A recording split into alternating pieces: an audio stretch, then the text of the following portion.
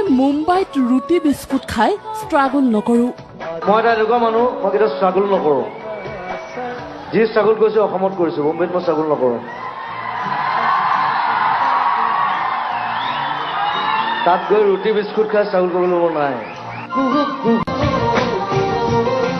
মোক কোনেও মেনেজ কৰিব নোৱাৰে। প্ৰথম মোক যেতিয়া লগ কৰিবলৈ গৈছিলে কৈছে মই আপোনাক মেনেজ কৰিম, বোলো মোক মেনেজ কোনেও কৰিব নোৱাৰে।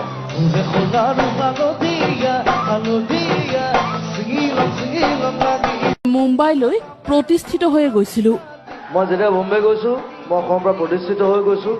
মই নিজৰ মতে আছোঁ, আকৌ মই নিজৰ মতে এৰি থৈ গুচি আহিছোঁ। Because I don't like it. That's it.